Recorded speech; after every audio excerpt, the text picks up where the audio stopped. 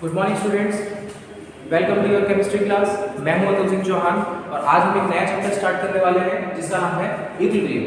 और इक्विलिब्रियम को पढ़ने से पहले हमको दो रिएक्शंस के बारे में सबसे पहले पता होना चाहिए।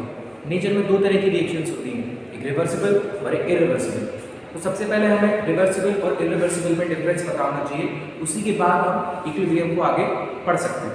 ठीक है, तो सबसे पहले आपको डिस्कस करना है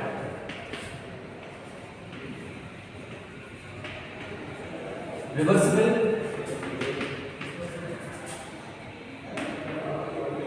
और इरिवर्सिबल रिएक्शंस में क्या अंतर होता है वो हमको समझना है। ठीक है, तो इरिवर्सिबल रिएक्शंस कौन सी होती है? वो reactions, those reactions which can proceed in both forward as well as in backward direction। तो रिवर्सिबल रिएक्शंस क्या होती हैं? वो रिएक्शंस नेचर में जो दोनों डायरेक्शन में प्रोसीड कर सकती हैं, फॉरवर्ड डायरेक्शन में भी और बैकवर्ड डायरेक्शन में। लेकिन इरिवर्सिबल रिएक्शन क्या है? On the contrary,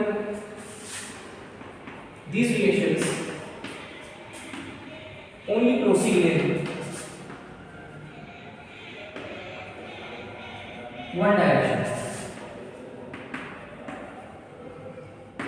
that is we can say these reaction are unidirectional. सिर्फ एक ही डायरेक्शन में ये जो रिएक्शंस होती हैं वो प्रोसीड करती हैं, तो क्या बोल सकते हैं इसको? यूनिडायरेक्शनल। ठीक है, दूसरा डिफरेंस क्या होता है रिवर्सिबल में? These reactions never go to completion। तो रिवर्सिबल रिएक्शन वो रिएक्शन होती है जो कभी भी कंप्लीट नहीं होती है, हमेशा कुछ ना कुछ रिएक्टेंट हमेशा बचा रह जाएगा और ये रिएक्शन कभी भी 100% रिएक्टेंट को 100% प्रोडक्ट में कन्वर्ट नहीं करेगी। तो इस तरह की रिएक्शंस को क्या बोलेंगे? Reversible reaction. लेकिन इरिवर्सिबल रिएक्शंस में क्या होता है? These reactions can go to completion। अब इसका क्या मतलब है कि अगर मेरे पास कोई रिएक्टेंट है, उसके 100 मोल्स है, अगर वो 100 के 100 मोल्स बी में कन्वर्ट हो रहा है, फॉर एग्जांपल अगर मेरे पास कोई ये रिएक्शन हो रही है ए से बी, अगर इसके 100 मोल्स हैं और वो 100 के 100 बी में कन्वर्ट हो रहा है, तो हम इस रिएक्शन को बोलेंगे इरिवर्सिबल रिएक्शन, जिसमें जो रिएक्शन है वो पूरी की पूरी कंप्लीट हो जाती है।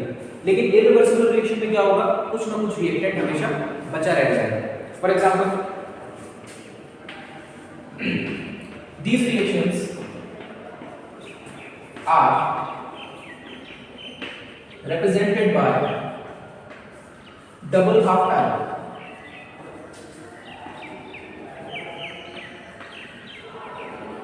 डबल हाफ एरो का मतलब क्या होता है? इस तरीके से, this is called double half arrow. तो जब भी हम किसी रिवर्सिबल रिएक्शन को रिप्रेजेंट करते हैं तो उसको रिप्रेजेंट किया जाता है डबल हाफ एरो से। लेकिन अगर आप इरिवर्सिबल की बात करें तो इन रिएक्शंस को रिप्रेजेंट किया जाता है, these reactions are represented by single arrow,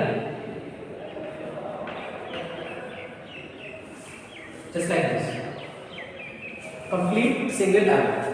For example, if I have to show a reaction which is reversible, for example this, अगर A कन्वर्ट हो रहा है B के अंदर और which is a reversible change, then we have to symbolize or represent by a double half arrow। A is converting into B, at the same time B is converting into A। This is called a reversible reaction। But irreversible में क्या होगा? A is converting into B, but here B cannot convert it into A। So this is called irreversible reaction and this is called reversible reaction। और क्या difference हो सकता है इनमें?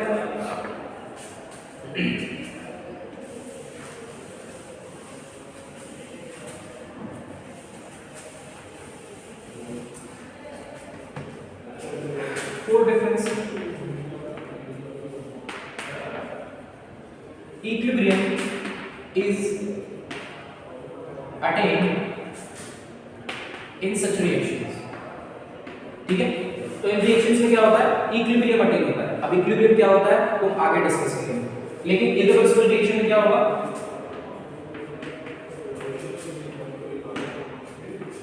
No equilibrium is attend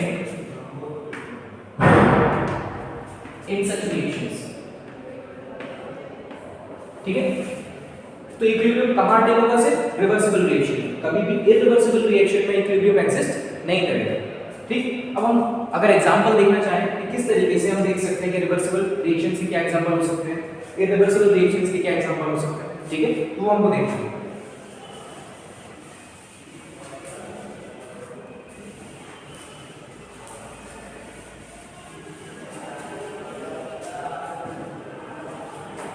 examples की अगर हम बात करें तो एग्जांपल्स हमारे लिए रिवर्सिबल रिएक्शन में क्या होता है, जैसे सिंपली अगर मैं सिंपलेस्ट रिएक्शन की बात करूं, H2 + O2 gives H2। ठीक है, अगर ये रिएक्शन एक क्लोज्ड कंटेनर में होगी, ये कंटेनर कैसा है हमारा, क्लोज्ड कंटेनर। अगर रिएक्शन को बैलेंस करेंगे तो क्या करेंगे, यहाँ 2 लगा देंगे, ये हमारी रिएक्शन क्या हो जाएगी, बैलेंस हो जाएगी। तो इस रिएक्शन में ये भी गैसियस फॉर्म में है, ये गैसियस फॉर्म में और ये लिक्विड फॉर्म में। तो इस रिएक्शन में इक्विलिब्रियम अटेन्ड है, और यहाँ पर क्या है, ये रिवर्सिबल रिएक्शन है कि H2 और O2 मिलकर क्या बना रहा है, H2, और the same time H2 is converted into O2 and H2। ठीक, और क्या एग्जांपल हो सकते हैं, जैसे N2 + O2 gives nitrogen monoxide. तो ये भी किसका एग्जांपल है, रिवर्सिबल रिएक्शन। N2 और O2 मिलकर NO बना रहे हैं, at the same time NO is decomposing into O2 and N2। और क्या एग्जांपल हो सकते हैं, जैसे H2 + I2 gives twice of HF, या H2 और I2 मिलकर क्या बना रहा है, HI बना रहा है, at the same time HI जो है किसमें कन्वर्ट हो रहा है, I2 में और H2 में। और क्या एग्जांपल हो सकते हैं, जैसे कैल्शियम कार्बोनेट, अगर मैं उसको हीट करूं तो किसमें कन्वर्ट हो जाता है, कैल्शियम ऑक्साइड में और CO। तो ये भी क्या है, रिवर्सिबल रिएक्शन। तो जिस भी रिएक्शन में जो रिएक्शन दोनों डायरेक्शन में प्रोसीड कर सके, ये ऊपर वाला एरो में बताता है फॉरवर्ड डायरेक्शन के बारे में, और नीचे वाला एरो बताएगा हमको बैकवर्ड डायरेक्शन के बारे में। तो जब भी किसी रिएक्शन में वो फॉरवर्ड डायरेक्शन में भी जा सके और बैकवर्ड डायरेक्शन में भी जा सके, तो उस तरह की रिएक्शन को हम क्या बोलेंगे, रिवर्सिबल रिएक्शन। अगर हम इरिवर्सिबल की एग्जांपल से बात करें तो इसमें हमारे पास पहला हो सकता है एसिड बेस रिएक्शंस। तो जितनी भी एसिड बेस रिएक्शंस है वो सारी की सारी किस कैटेगरी में आती है, इरिवर्सिबल। फॉर एग्जांपल अगर मेरे पास कोई एसिड है, उसकी रिएक्शन करा रहा हूं बेस के साथ, क्या मिलेगा मेरे को, सॉल्ट प्लस वाटर। इस रिएक्शन को और क्या बोलते हैं हम, न्यूट्रलाइजेशन रिएक्शन। तो न्यूट्रलाइजेशन रिएक्शन में जब कोई एसिड बेस के साथ कंबाइन करता है और हमें सॉल्ट मिलता है, वाटर मिलता है, तो ये जो रिएक्शन है यूनिडायरेक्शनल है, एसिड और बेस मिलकर सॉल्ट बना सकते हैं, वाटर बना सकते हैं, लेकिन कभी भी सॉल्ट और वाटर मिलकर एसिड और बेस नहीं बना सकते। इस तरह की रिएक्शन को क्या बोलेंगे, इरिवर्सिबल। फॉर एग्जांपल एक और दूसरी रिएक्शन देखो, प्रेसिपिटेशन रिएक्शन। प्रेसिपिटेशन रिएक्शन में क्या होगा, जैसे कि मैं बात करता हूं AgNO3 की रिएक्शन कर रहा हूं NaCl के साथ, तो मुझे क्या मिलेगा, AgCl का प्रेसिपिटेट। यहाँ पर AgCl जो है वो प्रेसिपिटेट बना लेगा और साथ में हमें सॉल्ट मिल जाएगा NaNO3।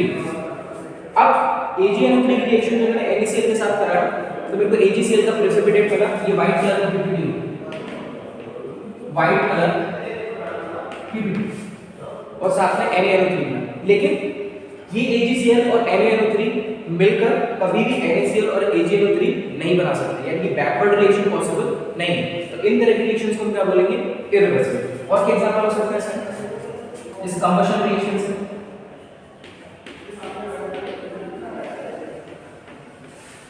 कंबशन रिएक्शन में क्या होता है, आपको पता है, what is the meaning of combustion, complete oxidation of a substance in presence of excess of air. तो एक्सेस ऑफ एयर में जब किसी कंपाउंड का कंप्लीट ऑक्सीडेशन करते हैं तो हम उस रिएक्शन को क्या बोलते हैं, कंबशन रिएक्शन। फॉर एग्जांपल जैसे मान लो मेरे पास मीथेन है, इसका मैं ऑक्सीडेशन करा, कंप्लीट ऑक्सीडेशन, क्या मिलेगा मेरे को? CO2 plus H2। तो जब भी हमने मीथेन का कंप्लीट ऑक्सीडेशन कराया, कंबशन कराया, तो हमको क्या मिलता है? कार्बन डाइऑक्साइड और साथ में वाटर। लेकिन कभी भी CO2 और वाटर मिलकर CH4 मीथेन नहीं बना सकते। तो इस तरह की रिएक्शंस को हम क्या बोलते हैं? Irreversible reaction. तो ये डिफरेंस होता है हमारा रिवर्सिबल रिएक्शन में और इरिवर्सिबल रिएक्शन में।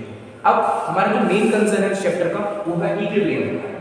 अभी हमने पढ़ा कि इक्विलिब्रियम कहाँ एग्जिस्ट कर सकता है? सिर्फ रिवर्सिबल रिएक्शंस में, ठीक है? तो रिवर्सिबल रिएक्शन ही हमारे लिए यहाँ मेन कंसर्न है कि किन रिएक्शंस में इक्विलिब्रियम एग्जिस्ट करता है। अगर एग्जिस्ट कर रहा है, जो ये लिखा है कि equilibrium is attained in such reaction, तो इक्विलिब्रियम होता क्या है, किस तरीके से अटेन होता है, वो हमको समझना है, ठीक है?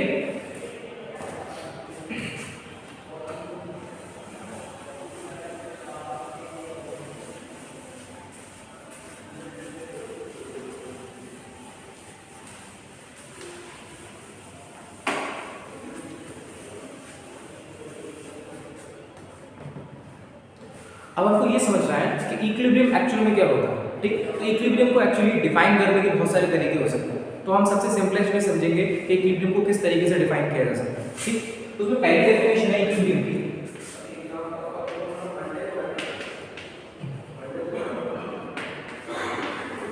तो इक्विलिब्रियम क्या है? It is a state of system at rest और balance.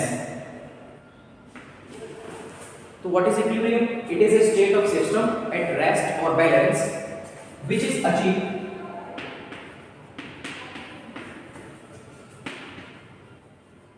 when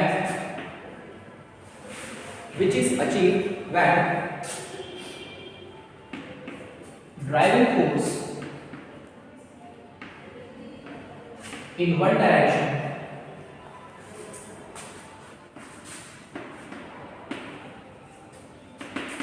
is counterbalanced by opposite force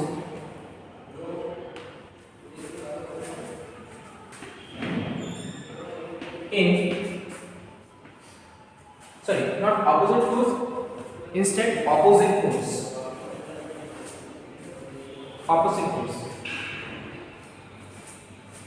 in opposite direction।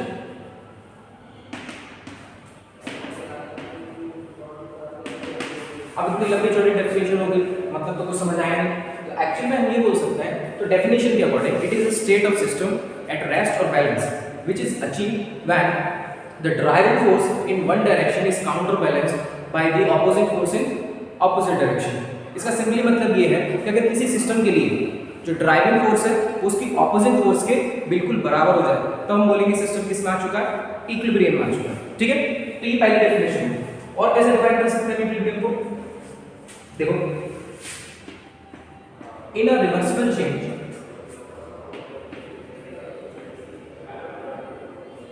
और मैं लिख सकता हूं ड्यूरिंग अ रिवर्सिबल चेंज और in a reversible change, comma, nearly all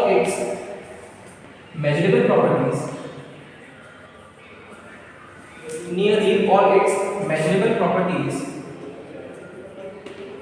becomes constant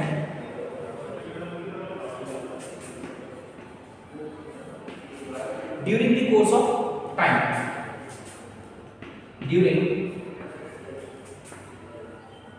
the course of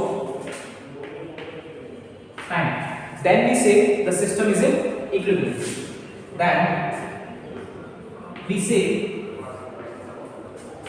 the system is in equilibrium, ठीक है?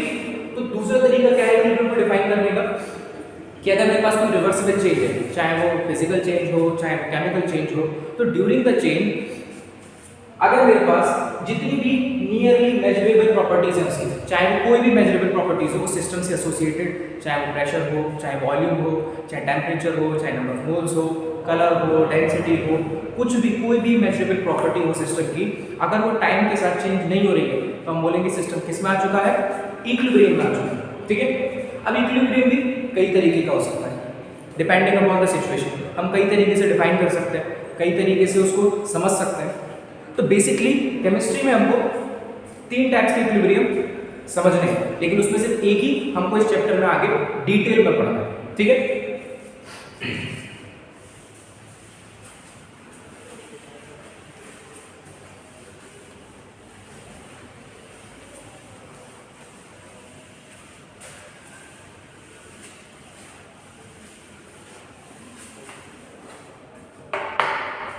तो ये इक्विलिब्रियम जो है एक्चुअली में हमको यहाँ पर क्लासिफिकेशन पढ़ना है।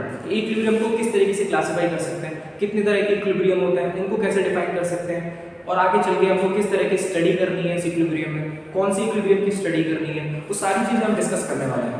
ठीक है, तो इक्विलिब्रियम बेसिकली यहाँ पर केमिस्ट्री में 3 टाइप्स में पढ़ते हैं। ठीक है, 3 टाइप्स है। उसमें पहला टाइप है हमारे पास मैकेनिकल इक्विलिब्रियम। ठीक है, इसमें दूसरा है हमारे पास केमिकल इक्विलिब्रियम, और थर्ड है हमारे पास थर्मल इक्विलिब्रियम। एक्चुअली में हम केमिकल इक्विलिब्रियम को यहाँ पर मटेरियल इक्विलिब्रियम भी बोल सकते हैं, इसकी जगह हम मटेरियल इक्विलिब्रियम भी बोल सकते हैं।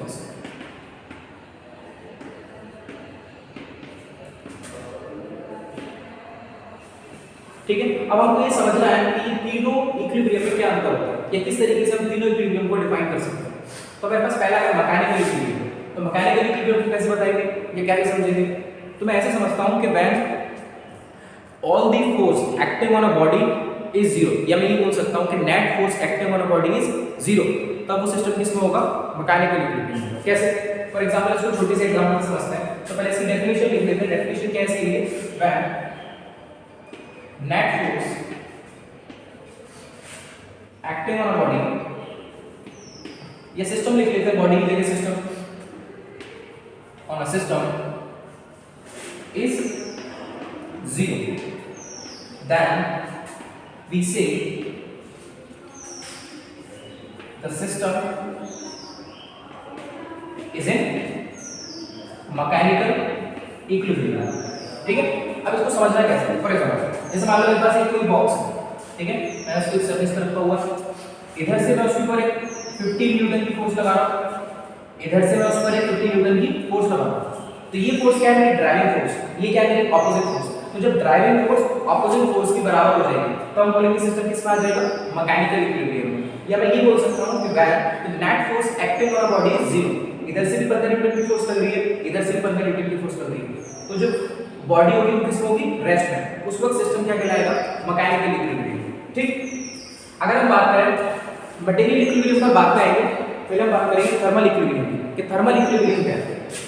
जैसे नाम सजेस्ट कर रहा है थर्मल इक्विलिब्रियम। थर्मल इक्विलिब्रियम मतलब अगर कोई सिस्टम जो है उसका टेंपरेचर टाइम के साथ चेंज नहीं हो रहा, जैसे when the temperature of a system does not vary with respect to time,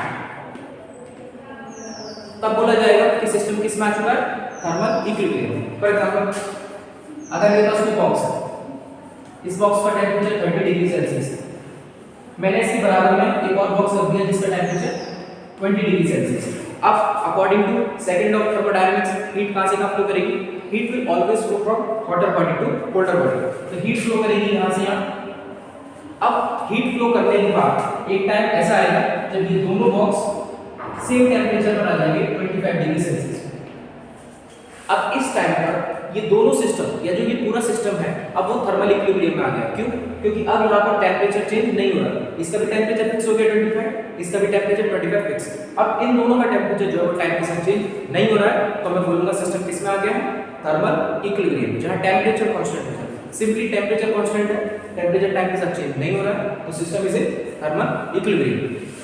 अब हमारा जो मेन कंसर्न है इस चैप्टर का वो है मटेरियल इक्विलिब्रियम। तो what is actually material equilibrium? ठीक है। तो मटेरियल इक्विलिब्रियम सिंपली हम ये बोल सकते हैं कि ड्यूरिंग अ चेंज, अब वो चेंज फिजिकल भी हो सकता है, केमिकल भी हो सकता है। तो ड्यूरिंग अ चेंज अगर नंबर ऑफ मोल्स या जो केमिकल कॉम्पोजिशन है रिएक्टेंट की चाहे प्रोडक्ट की, अगर वो टाइम के साथ चेंज नहीं हो रही है तो हम बोलेंगे सिस्टम किसमें आ गया है, मटेरियल इक्विलिब्रियम या simply chemical equilibrium.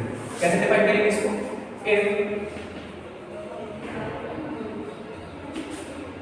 the chemical composition of either reactant or product does not change with time, does not change with time। तो किसी भी चेंज के दौरान, वो चेंज फिजिकल भी हो सकता है, केमिकल भी हो सकता है, तो उस चेंज के दौरान अगर ना तो रिएक्टेंट की कंसंट्रेशन में कोई चेंज आ रहा है, ना ही प्रोडक्ट की कंसंट्रेशन में कोई चेंज आ रहा है, तब बोलेंगे सिस्टम किसमें आ चुका है, मटेरियल इक्विलिब्रियम आ चुका है। और यही हमको आगे इस चैप्टर में डिटेल में पढ़ना है कि what is actually material equilibrium, what is actually chemical equilibrium. अब इसी को हमको डिटेल में आगे पढ़ना है, ठीक है। तो ये हमारा हो गया मटेरियल या केमिकल इक्विलिब्रियम। अब इसी को हमको डिटेल में पढ़ना है, ओके। तो स्क्रीनशॉट ले लीजिए अगर लेना चाहें तो।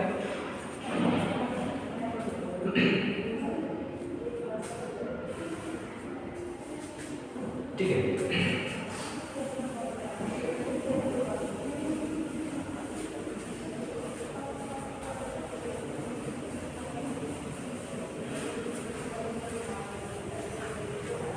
अब हमको आगे जो है डिस्कस करना है कि मटेरियल इक्विलिब्रियम।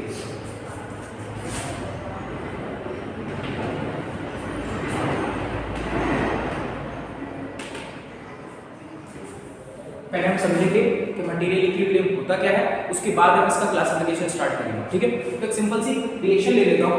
अब रिएक्शन कैसे होनी चाहिए हम ऑलरेडी पढ़ चुके हैं कि इक्विलिब्रियम किस रिएक्शंस पे काम करता है, रिवर्सिबल रिएक्शन, वहीं पर एग्जिस्ट करेगा। तो सिंपल सी रिवर्सिबल रिएक्शन ले लेते हैं, ठीक है। तो अभी इसको ऐसे नहीं लेते, शुरुआत करते हैं फॉरवर्ड रिएक्शन कि मेरे पास कोई रिएक्शन है तो वो A से B में कन्वर्ट हो रहा है, ठीक है। तो शुरुआत में मैंने मान लेता हूं इसकी 100 मोल्स थी, ये एक क्लोज कंटेनर में हो रही है और इस कंटेनर का जो वॉल्यूम है वो फिक्स कर दिया 1 लीटर। तो इसकी कंसंट्रेशन कितनी हो जाएगी, 100 मोल्स पर लीटर। तो इसकी जो ये नंबर ऑफ मोल्स है, क्या है ये, सिर्फ नंबर ऑफ मोल्स।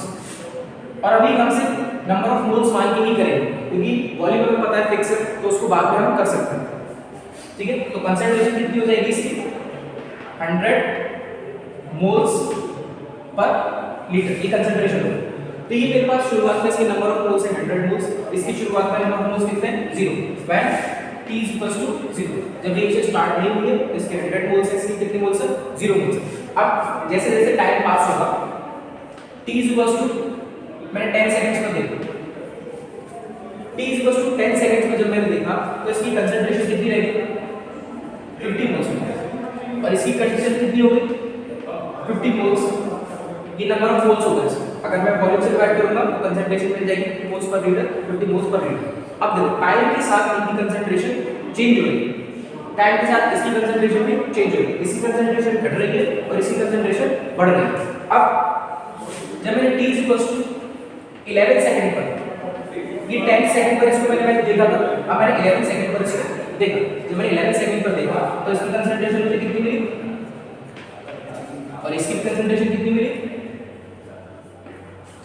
इसका मतलब क्या है, अब टाइम के साथ इनकी कंसंट्रेशन में कोई भी चेंज नहीं आ रहा। जब टाइम के साथ ना तो रिएक्टेंट की कंसंट्रेशन में कोई चेंज है, ना ही प्रोडक्ट की कंसंट्रेशन में कोई चेंज है, तब हम बोलेंगे सिस्टम किसमें आ चुका है, केमिकल इक्विलिब्रियम आ चुका है या मटेरियल इक्विलिब्रियम आ चुका है, ठीक है। अब जल्दी से हम देख लेते हैं, ये हो गया हमारा मटेरियल इक्विलिब्रियम या केमिकल इक्विलिब्रियम किस तरीके से होता है। अब ये भी कौन सी रिएक्शन है, फॉरवर्ड रिएक्शन। कुछ टाइम बाद B जो है वो A में कन्वर्ट होना स्टार्ट हो गया, तो इसको बोलेंगे बैकवर्ड रिएक्शन। ये ऊपर वाला एरो में क्या बताता है, फॉरवर्ड रिएक्शन, नीचे वाला एरो में क्या बताता है, बैकवर्ड रिएक्शन, ठीक है। तो ये ऊपर वाला एरो में बताएगा फॉरवर्ड रिएक्शन के बारे में, जहां A B में कन्वर्ट हो रहा है, नीचे वाला एरो में बता रहा है बैकवर्ड रिएक्शन, जहां B वापस A में कन्वर्ट हो रहा है। ठीक है, तो इस तरह की रिएक्शन को हम बोलते हैं रिवर्सिबल रिएक्शन। और रिवर्सिबल रिएक्शन में जब फॉरवर्ड रिएक्शन जो है बैकवर्ड रिएक्शन के बराबर हो जाए, या मैं ये बोल सकता हूं अगर मैं फॉरवर्ड रिएक्शन के आगे एक छोटी सी टर्म रेट लगा दूं, तो उस रेट का क्या मतलब है?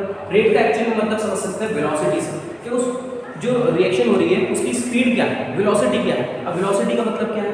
हम रेट ऑफ फॉरवर्ड रिएक्शन को ऐसे बोल सकते हैं change in concentration of either reactant और प्रोडक्ट विद टाइम। ठीक है, फॉरवर्ड रिएक्शन या रेट ऑफ फॉरवर्ड रिएक्शन कैसे डिफाइन कर सकता हूं? Change in concentration of either reactant और product with respect to time. Time के साथ रिएक्टेंट या प्रोडक्ट की कंसंट्रेशन में कितना चेंज आ रहा है, उसको मैं क्या बोलूंगा? उसकी rate of forward reaction. Same exactly अगर बैकवर्ड के आगे में रेट लगा दूं, तो ये भी rate of backward reaction. Rate of backward reaction मतलब कितनी स्पीड के साथ B A में कन्वर्ट हो रहा है। रेट ऑफ फॉरवर्ड रिएक्शन मतलब कितनी स्पीड के साथ A B में कन्वर्ट हो रहा है। तो हम कब बोलेंगे कि सिस्टम इक्विलिब्रियम है? हम जब बोलेंगे जब रेट ऑफ